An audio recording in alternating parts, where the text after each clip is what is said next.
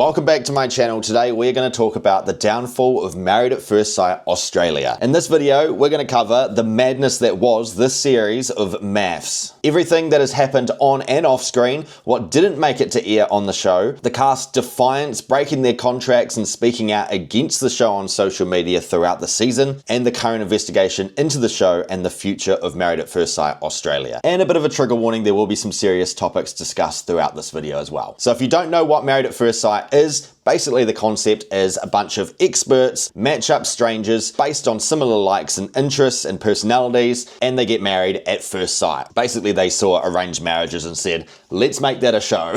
I'm gonna somehow do a bit of a speed run, I guess, on everything that happened across this series. Tim and Katie. Basically Tim and Katie came onto the show. Katie came across super lovely. I would really love to meet somebody who accepts me for me. And then we have Tim, who came into it basically saying, I don't really have a type. It sounds like you don't really have a type.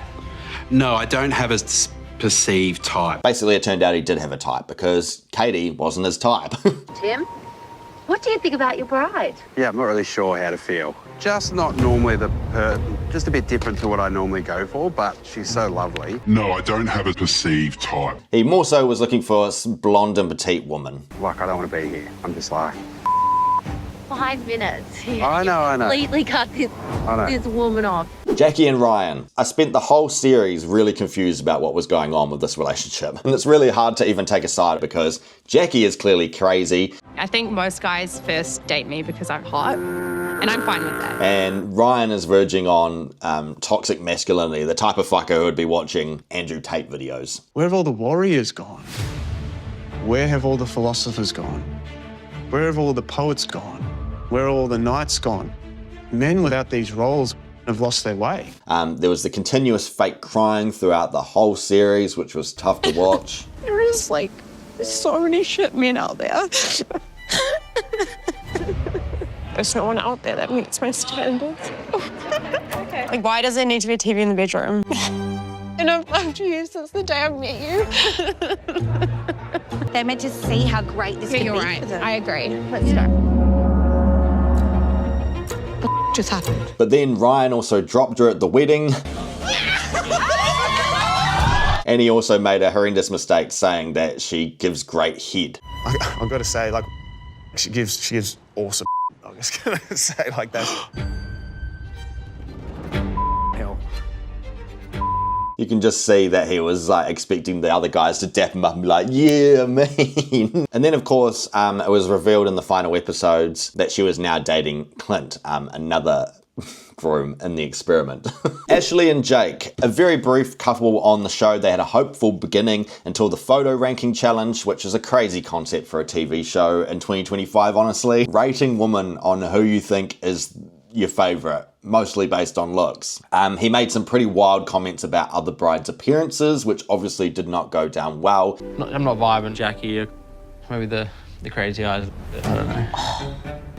Sierra? Her face screams like I could like stab you in your sleep a little bit. Not racist, nothing, but like I do like Caucasian people mostly. I'm pretty shocked at Jake's words, to be honest. And that pretty much broke their relationship after that. Adrian and Athena, I'm honestly convinced that these two were just matched solely on the fact they were both identical twins. I didn't know what Adrian was saying nearly 90% of this series. Yeah, like, again, obviously I don't know him, I'm not saying anything just yet, but yeah, I don't know. He put his foot in it from day one during the wedding where he said, I do come with a beautiful 6-month-old.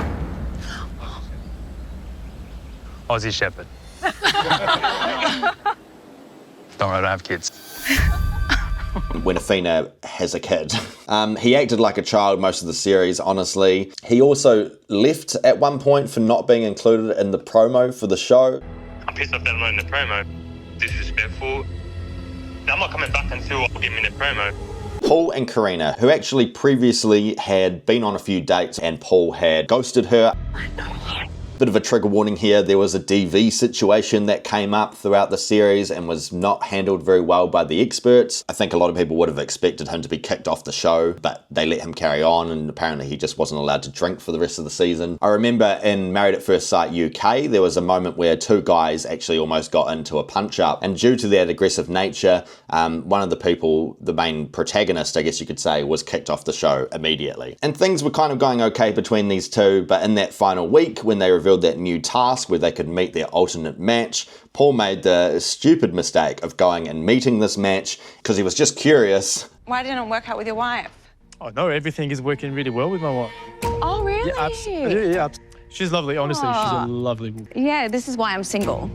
Because there's married men that are always looking for more. Which then made him realise that he actually liked Karina. And obviously Karina's argument was, well, you should have known that before having to go and see another woman. Morena and Tony. Morena also came across a little bit crazy, which I don't know if that was just the edit or what. Like every reality TV contestant ever came out afterwards and said that the show had edited her to make her look bad. In the end, Tony randomly revealed out of nowhere that he wanted kids. They agreed to leave with Morena still out of the show. Good riddance. Oh, okay. That's how I feel. You're leaving. Are you not coming back, Morena?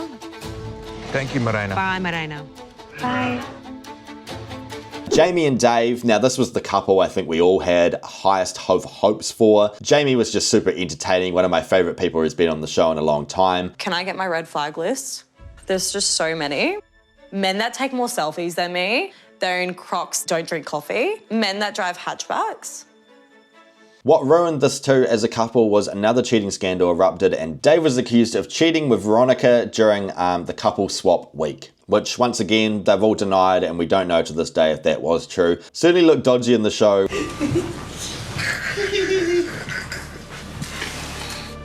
Mate. Oh, you're gonna be quicker than that around here, boys. Another thing that just doesn't make sense in the show is the couple swap week as well. Like, when is that ever going to be good for a relationship? Lauren and Elliot, I personally think there was a huge oversight from the editors in this couple because Elliot was edited to look like the bad guy in the beginning of the series. And I don't know, it remains to be seen whether he is or not. He basically claimed that Lauren just liked materialistic things and was quite shallow. In some ways, you could say there's some superficiality there. But then later in the series, this actually kind of turned out to be true. When Lauren got a second chance on the show, Elliot returning with Veronica for a second wedding, and also Lauren with Clint. This is when Lauren's true colours sort of came out, and she actually kind of turned against the whole group. I appreciate everyone has their opinion, but just doesn't really have a lot of impact on how I feel. I can't say it enough times, I don't care about these people. I don't care what they think. I think Lauren is a bitch. And invented the word boganic at the same time. I think that their behaviour was extremely boganic, and I will stand by that. I've also got to point out, Lauren and Elliot getting a second chance on the show, but not Katie, is absolutely crazy. Justice for Katie, bring her back next season. Obviously, Lauren and Clint didn't work out either, because Clint ended up with Jackie, which was just a crazy plot twist, and Clint has since proposed to Jackie during a viewing party for the final episodes. And Ree and Jeff, this is the only couple that are still together. Honestly, probably because they just stayed quiet, kept to themselves, actually focused on their relationship. Plus they were one of the couples that had already met prior to the show, so they had a history. Hey, Ray. Hi, Jeff. Let's look into the cast defiance. Now, quite often the production company that makes the show will take control of the contestants' social media. You see this with Love Island, MAFS as well, where they're posting lots of promo pictures and things throughout the season. It'll break their contract if they are posting about what's currently going on with them. Jackie found a loophole with this by starting another alternate account and had to expose the entire show. So this is one of the TikToks she posted, blasting the show, showing what the show was supposedly really like backstage at a dinner party. Separated, not allowed to speak, and babysat for hours without a phone, usually intense. This is around 3 a.m. after a dinner party. So you can see a few of them are there joking with one of the producers, I assume, and then there's someone in the back being consoled, it looks like. And I actually just want to say as well, part of the reason why I'm standing up for myself is just because it's not acceptable the way they've treated me as a woman, or even some of the other women.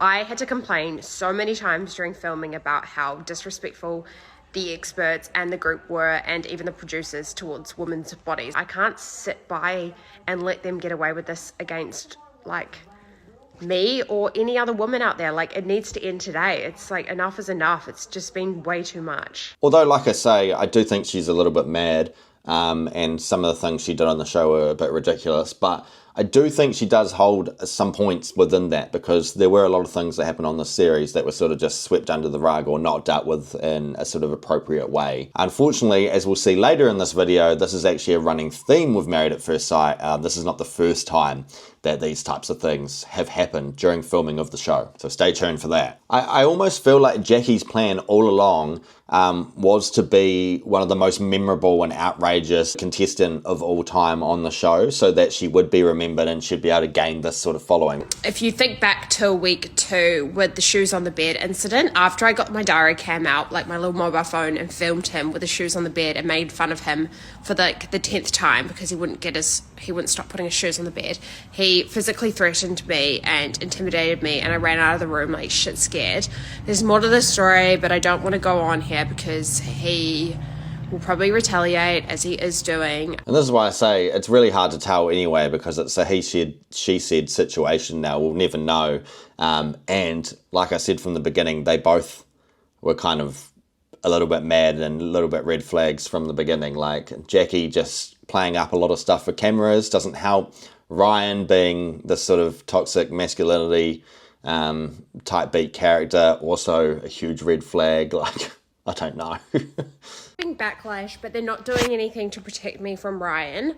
I'm frustrated that I'm having, like, they obviously married me to an abusive partner, and I am frustrated that the duty of care has not been, I guess, for my, like, I don't feel like it's put me in a place of protection. So she basically has spent the last few months just absolutely blasting and exposing the show and lots of behind the scenes stuff, breaking her contract, which I don't know how that comes into play and what happened to her in regards to that. If she actually gets, because she's broken her contract, will she receive any sort of penalties or, you know? Morena also came out swinging against the show. You then did something that no one has ever done in the history of the show. I was held against my will. You get on the phone to the police, you're essentially being kidnapped. Because there's always a guard at the lift. But I opened the door one night and I just peeped out. I thought one of them was sleeping on the corridor. So they came heavy on me and I thought, shit, I was scared. Because for weeks you wanted to go, they would not let you. Also in the contract, there's a clause where they say if you just leave, you can be liable for $50,000 in damages. I said to them, this stops today. 4 weeks of torture. So now let's look at the current investigation into Married at First Sight and the problems with the contract. And once again, a trigger warning, because this is where it gets quite serious, and it was quite eye-opening for me in researching for this video. So the New South Wales Police have launched investigations into the show and its duty of care for the contestants, obviously due to Paul's abusive situation, punching a hole in the wall, and I guess not to mention Jackie's claims of abusive situations that she was put through as well. But also, Safe Work New South Wales has launched a wider investigation into the Channel 9, who played the show, and also the production company Endemol Shine, who make the show. And interestingly, this is not the first time the show has had police investigations launched. In March of 2022, the New South Wales Police confirmed they were investigating an incident involving glass smashing at the couple's retreat. You may remember this, as well as distribution of an image without consent, which was between Olivia and Dominica. And like I say, it gets quite dark because previous producers have actually come out on social media and old interviews have resurfaced about the behind the scenes of the show. Dr. Tricia Stratford was an expert on the show between the seasons 1 and 7, and she quit the series after 7 seasons because she felt sick about the direction that MAFS was headed in. She sadly passed away in 2023. I actually also have some audio of Tricia speaking on an ABC podcast back in 2021 about this. As I reflect on the show, there's a sense of ambivalence. Part of me wishes I'd left earlier, and part of me is quite sad that this is how the show ended up. Should I have gotten out earlier? Probably. It's pretty haunting to listen to that now that she's passed away, to be honest, and quite sad as well. That's how she felt through the show, which obviously started with good intentions, but then just became about ratings and not really for the good of the participants. Another former post-producer, Alexandria Funnel, came out on TikTok throughout this season, revealing behind the scenes, basically revealing they do look for people with mental health issues or instabilities in order to make good TV. When it comes down to the final stages of the auditions and the contracts start being discussed, a lot of regular people, when faced with contracts which basically say they have to sign away their rights in perpetuity or whatever it's called, they have to sign away the rights to their footage, their vision, their voice forever, right? So they cannot sue. The contracts are ironclad. Most people retreat at that point. Most people would think, oh, it'd be fun to go on, you know, something could come of it. But a lot of people at that point are just like, you know what? It's not worth it. Often the people who are left are the ones who, for them, the dangling nugget of fame is more important to them than preserving their self-worth or protecting their image. They think that it's worth it. It's worth signing their life away, essentially. And so that's why, and the sort of people who think that's worth it, you know, no generalizations, but it's a certain type of personality trait. Let's just say that. I would say that it's like a high proportion of people who would be leaning more towards an unstable personality trait, whether it be a narcissist or people with borderline or just genuine mental health issues of sorts, but not, you know, diagnosable mental health issues necessarily, just like an instability. And she goes on to basically say that the show does show a representation of bad behavior in men and women, but it's not necessarily the show's fault. They're just reflecting the way society is. My problem with that, though, is yes, they are reflecting what normal everyday people unfortunately are exposed to. They don't deal with a lot of the issues so that people viewing understand that this is not okay behavior. Someone who's been vocal for the last few series, but particularly this series, is Josh Fox from the MAFS Funny podcast. If you haven't checked out the podcast, please do. It's a very interesting listen, and actually where I started to open my eyes about the show, and the more I delved into it, the more I found about it. He's shown the darker side of the show, including, trigger warning, multiple suicide attempts from former participants of the show. Former contestants have been abused in the street, they've received death threats online, attempted suicide, or been taken to psychiatric or hospital or psychiatric care. There's a string of former contestants who have hid out at the show, and you always get the, oh, they edited me in a bad way and that sort of thing, but this actually goes a lot deeper and is deeply concerning around the show. A former contestant, Dean Wells, from season 5, claims that producers made him stay by threatening to edit him in a certain way after telling them that he didn't want to be there from day one. And this is a consistent story from participants of them being told they'll be edited in a bad way if they leave early. The current participant, Morena, like I say, she came out talking about suicidal thoughts throughout the show, poor treatment from the show's staff, and having to see a psychologist since the show has wrapped filming. Former contestant Samantha, she married Al, you may remember quite clearly in season 9. She came out recently on TikTok talking about the treatment of the producers during filming as well. So I was on MAFS like 3 years ago, and I remember this dinner party like it was yesterday. We had the head producer come in and we were having the nicest dinner party we had had in weeks. It was like, there was maybe like a handful of couples left. It was really, really nice. We were all like asking each other how our weeks had been, and people were like, yeah, like we've really tried to connect this week. We've had like a little argument, but we worked through it and blah, blah, blah. And I remember we were like, this has actually been amazing. No one screamed, no one's cried, no one smashed anything, like it's fine. The head producer comes out and she goes, how are you guys going? And we're like, oh, we're having a great time. Like, this is awesome. Like, we're sleep deprived and drunk too much and it's late and we want to go home, but, you know, we're fine. She's like, well, I'm bored and Australia's going to be bored. Like, what do you think you guys are here to do? We're here to make TV and this is boring and you guys are not leaving until something exciting happens. Tracy from season 5 is another ex-participant who was left with no job, no support after the show. She was bullied constantly online. She emailed the production company Endemol Shine asking for support after the show finished airing but received no reply. 6 months later, she tried to take her own life. And then we get on to the problems with the contract. Channel 9 has always claimed that the network and the production company Endemol Shine provide all participants with psychological support that does not end after the show finishes filming.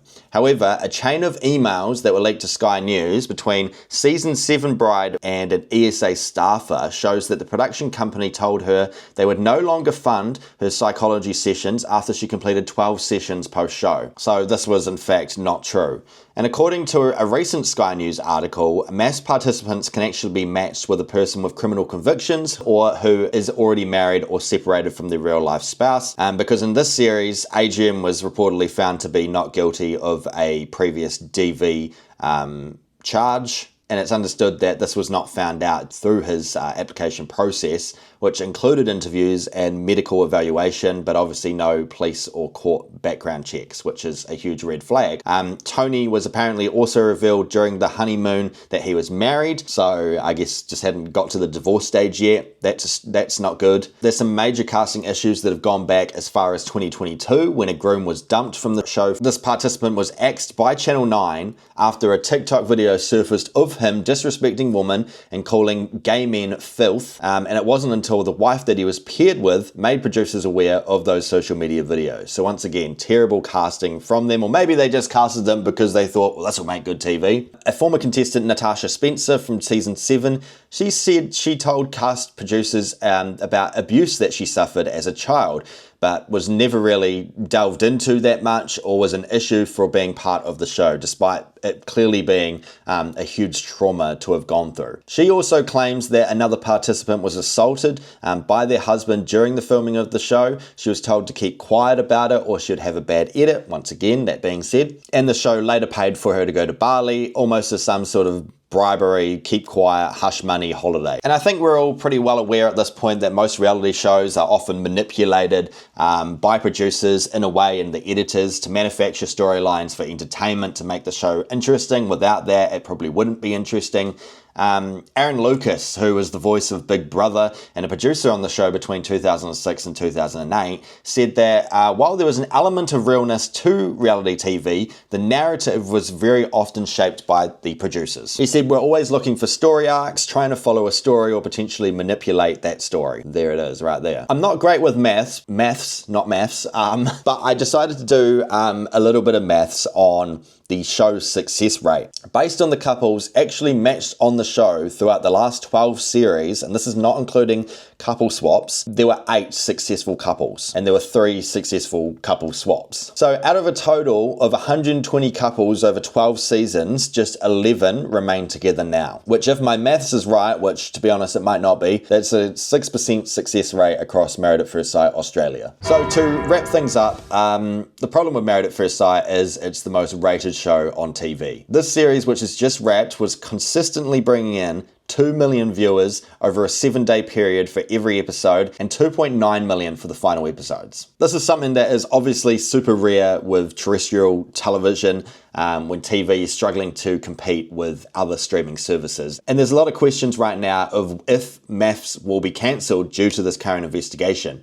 And honestly, because of the viewing figures that they constantly get season after season, this is why I don't think the show will be cancelled. It's probably the last reality show on TV bringing in these kinds of figures. And because of that, you can see why people go on it. There's a huge amount of exposure. But doing the research I have and finding all of these stories, is it really worth it at the end of the day to put your own mental health into the hands of these experts and these producers? And the thing that has been pointed out by Josh Fox from Mass Funny and so many others, including the former producer and the former expert Trisha Stratford, is that if this kind of show continues to be made without any real changes, someone will die. And the fact is, we love watching other people's lives fall apart for entertainment on TV because it makes us feel better about our own lives. And because it's TV, it's easy to forget that these are real people with real lives and real feelings. They just feel like characters on a screen, basically. And they're already casting for the next season, so it's going to be interesting to see if there's any real changes made in the casting of the show, the current contracts, and also how they deal